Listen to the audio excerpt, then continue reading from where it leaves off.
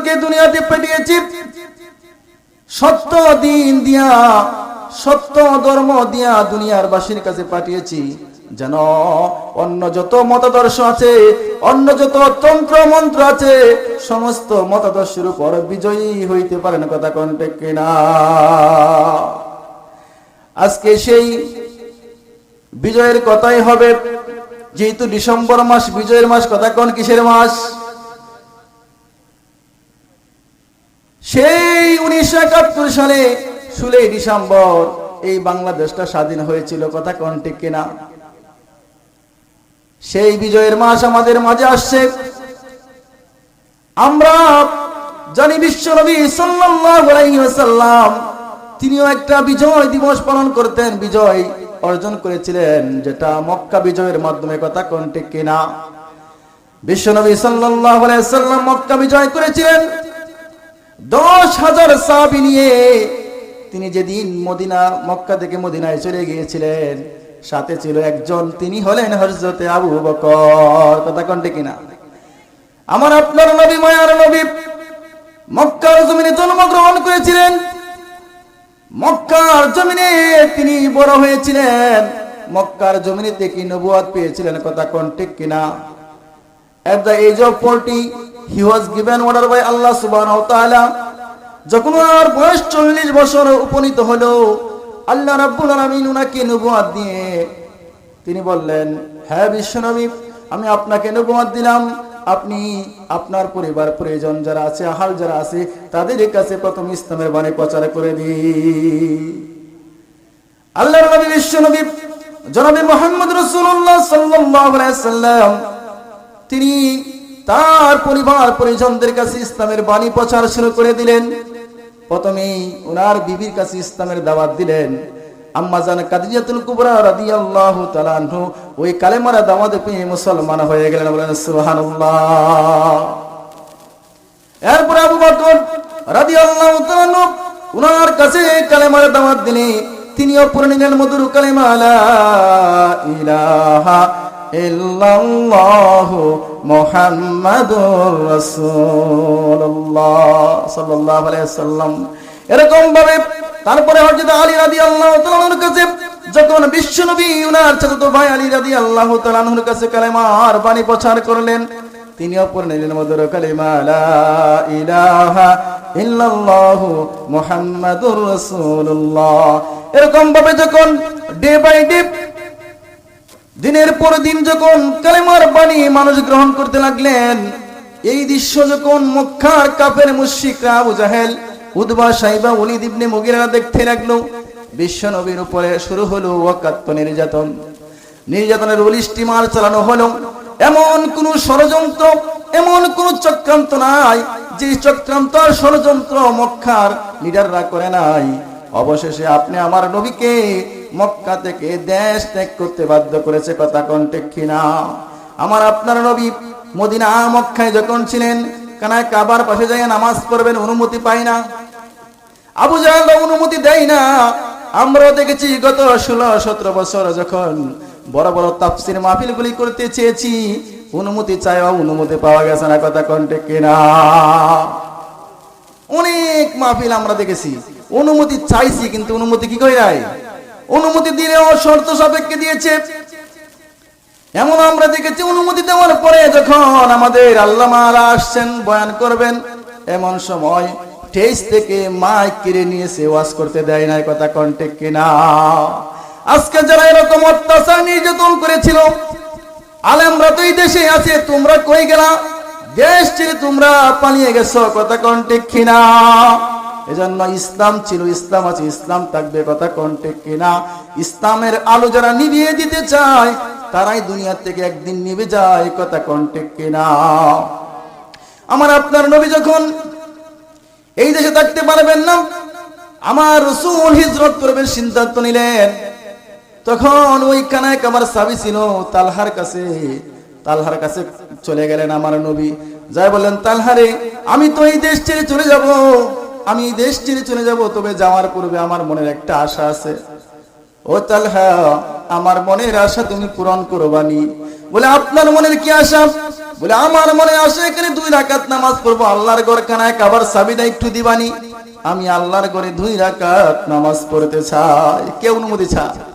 বিশ্বনবী, যিনাকে সৃষ্টি না করলে তামাম দুনিয়া সৃষ্টি করতেন না, সেই বিশ্বনবী একজন কাফের যে আবু তালহা ঈমান আনে নাই, তার কাছে চাট করেন, তালহা রে, কোনদিন যদি মক্কার ব্যবসায়ী আল্লাহ আমারে দিয়া দেয়, কোনদিন যদি মক্কার লিডার আল্লাহ আমারে বানায় দেয়, তখন যদি তোমারে চাবি না দিই তোমার কাছে কেমন লাগবে রে তালহা, তুমি জবাব দাও।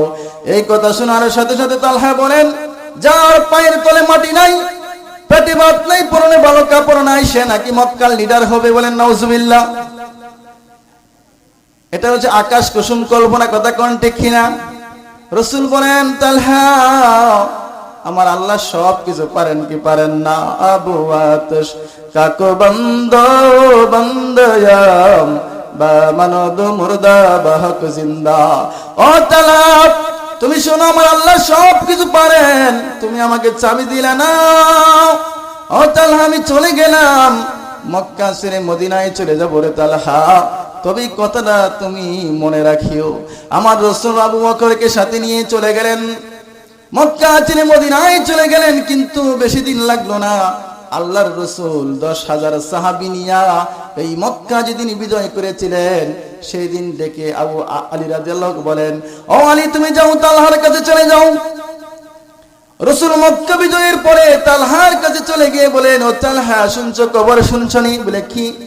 রাসূল তো মক্কা দখল করে ফেলেছে, আল্লাহ রাসূলকে মক্কার লিডার বানায়া দিয়েছে। বলেন সুবহানাল্লাহ। তালহা তরতর করে কাঁপতেছে, কি? এই তো কিছুদিন আগে আমার কাছে চাবি চেয়েছিল, আমি চাবি দেই নাই। হায়রে, আজকে রাসূল তো মক্কার লিডার হয়ে গেল, তার কথাই তো সত্য হইল, এখন আমার কি উপায়? তরতর করে কাঁপতেছে তালহা। আলী বলেন, তালহা রে, তুমি তাড়াতাড়ি চাবি নিয়ে যাও, আমার রাসূল কানায় কাবার সামনে দাঁড়ায় আছে, কানায় কাবায় ঢুকবে। বলেন সুবহানাল্লাহ। তালহা বয়ে বয়ে চাবি নিয়ে আসছে। রাসূল বলতেছেন, তালহা, তুমি তো সেই দিন আমাকে তোমার চাবি খুলে ঘরটা খুলে দাও না আল্লাহর ঘরে নামাজ পড়ার জন্য। ও তালহা, আল্লাহ তোমার মক্কার নেতা বানায় দিয়েছে, মক্কার লিডার বানায় দিয়েছে, এখন তুমি আমার কাছে কেমন ব্যবহার আশা করো? তালহা একটা চিৎকার মেরে বলে, হুজুর, আমি বিশ্ব নবীর আচরণ আশা করি, আমি বিশ্ব পয়গম্বরের আশা করি, আমি রাহমাতাল লিল আলামিন নবীর কাছে ওইরকম ব্যবহার আশা করি যেরকম নবীর ব্যবহার হওয়ার কথা ছিল। আল্লাহু আকবার।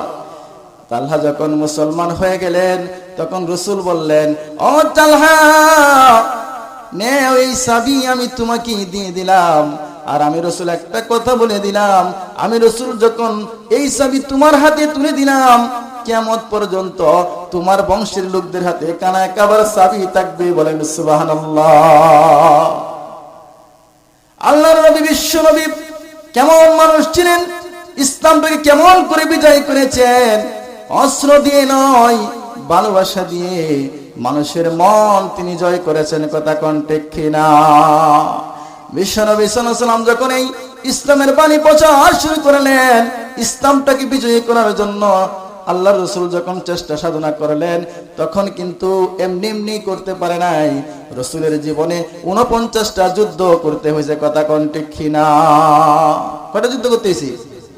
49টা যুদ্ধ করতে হয়েছে। এর মধ্যে 27টা যুদ্ধে রাসূল নিজে সেনাপতি ছিলেন, নিজে অংশগ্রহণ করে 27টা যুদ্ধ পরিচালনা করেছেন। আপনি আমার জীবনে কয়টা যুদ্ধ করতে হয়েছে? আপনি আমার জীবনে তো কোনো যুদ্ধ হয় নাই। কথা কোন ঠিক কিনা? ও মুসলমান, আজকে আমরা নামাজ পড়ি, রোজা রাখি, হজ করি, যাকাত দিই, সব ঠিক আছে, করতে হবে, কিন্তু যখন আমরা এই দিন প্রতিষ্ঠার সংগ্রামে যখন আহ্বান করি, আর যখন বলি আসো এই বাংলাদেশের মধ্যে ইসলামটাকে প্রতিষ্ঠা করি, এই ইসলাম প্রতিষ্ঠা করার সংগ্রাম করি, তখন দেখা যায় অনেক নামাজি ব্যক্তির মুখ কালা হয়ে যায়। কথা কোন ঠিক কিনা?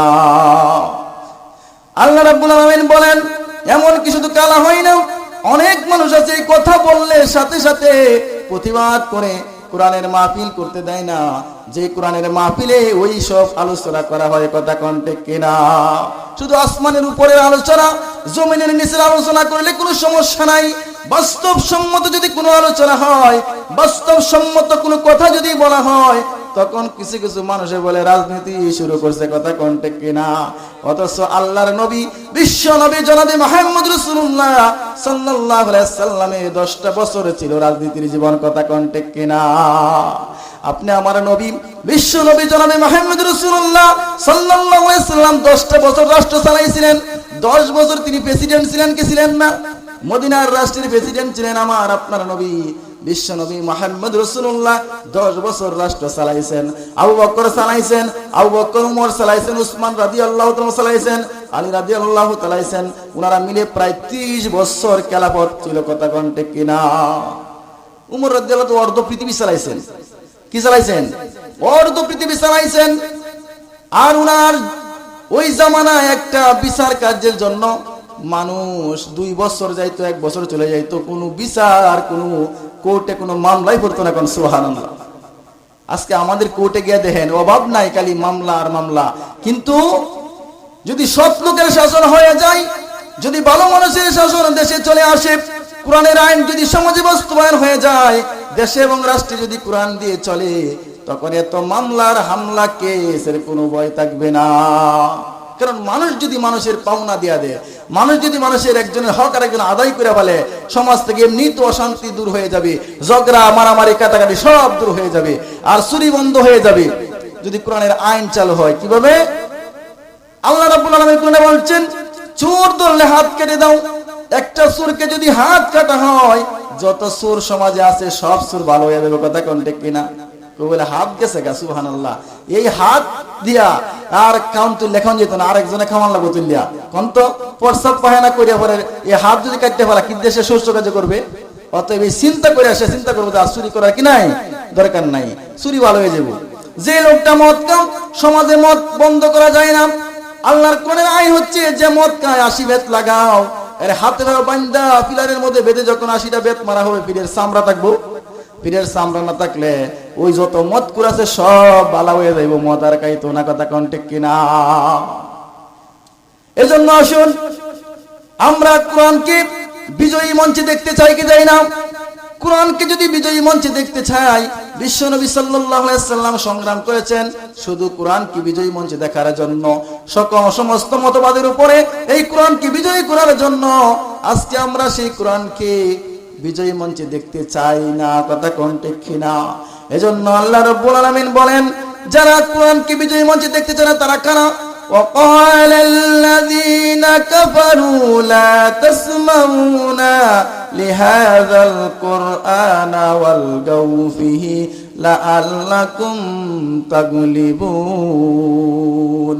وقال الذين كفروا, কাফেররা বলে, وقال الذين كفروا لا تسمعوا لهذا القرآن, তোমরা কোরআন শুনো না, তোমরা যেন কোরআন শুনো না।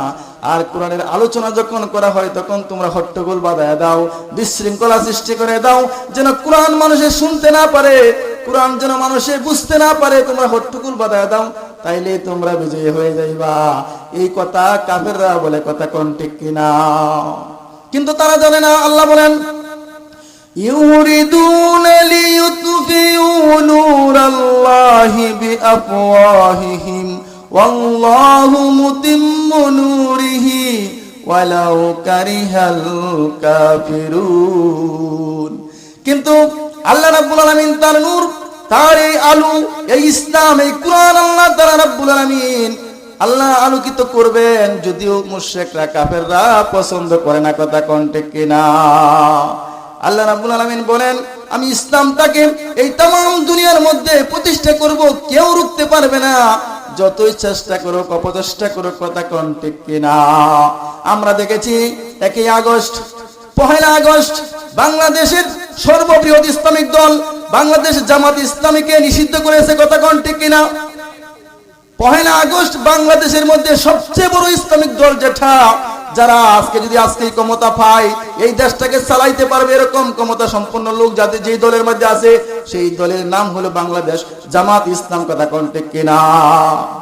সেই দলটাকে নিষিদ্ধ করলো সরকার, অবৈধ ঘোষণা করলো, তারা দেশে রাজনীতি করতে পারবে না, এই দেশে কোরআন দিয়ে দেশ চলবে এটা তারা পারবে না, কোরআনের কথাও বলতে পারবে না।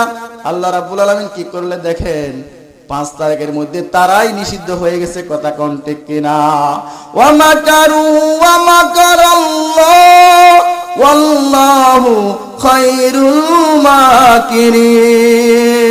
আল্লাহ বলেন, তোমরা যতই ষড়যন্ত্র আর চক্রান্ত করো, আমি আল্লাহ হইলাম উত্তম কৌশলী। কথা কোন ঠিক কিনা?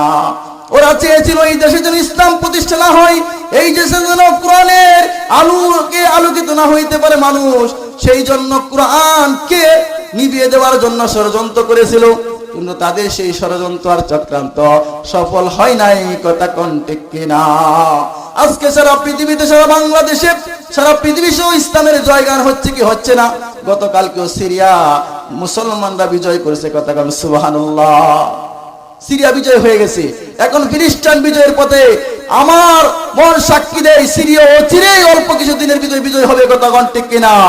এই পৃথিবী থেকে ইসরায়েল তারা ধ্বংস হয়ে যাবে। কারণ আল্লাহ রাসূল বলেছে এমন একদিন আসতেছে तमाम পৃথিবীর মুসলমানরা শাসন করবে। কথা কোন ঠিক কিনা? এজন্য আসুন আমরা কোরআনের পক্ষে আসি, আলেমুল আমাদের পক্ষে থাকি।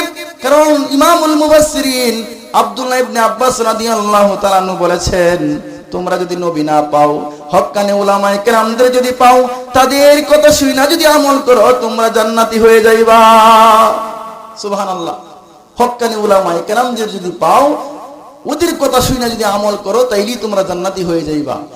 আর জলিলুল কদর সাহাবী হযরত আবু হুরায়রা রাদিয়াল্লাহু তাআলা আনহু বলেন, ও দুনিয়ার উম্মত, তোমরা যদি নবী না পাও আর যদি উলামায়ে কেরামদের যদি পাও, তাদের চেহারার দিকে যদি তাকাও, মনে করবা নবীর চেহারার দিকে তাকাইলা। তাদের হাতের সাথে যদি হাত মিলাও, মনে করবা নবীর হাতের সাথে হাত মিলাইলা। তাদের যদি মেহমানদারি করো, মনে করো নবীর মেহমানদারি তোমরা করলা।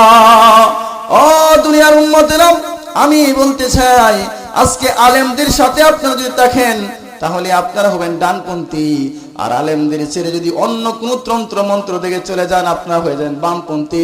In the day of judgement, বিচারের মাঠে যখন আল্লাহ রাব্বুল আলামিন আমলনামা ডাইন হাতে দিবেন, তখন কিন্তু আপনারা বামপন্থী থাকার কারণে আমলনামার হাতে পাইবেন না। এজন্য আমলনামা যেন ডান হাতে আসে, এজন্য ডানপন্থী হয়ে যান, সত্যবাদীর সাথে চলেন, সত্যবাদীদের সাথে এসে যান, নবীর ওয়ারিস উলামায়ে কেরামদের সাথে চলে আসেন। আল্লাহ তাআলা আমাদেরকে ওই দেশে বাংলাদেশে যেন ইসলাম প্রতিষ্ঠা হয়, ইসলাম কোরআন যেন প্রতিষ্ঠা হয়, সংসদে যেন কোরআনের আলো আলোকিত হয়। আল্লাহ তাআলা যেন সেই দৃশ্য আমাদেরকে দেখায়।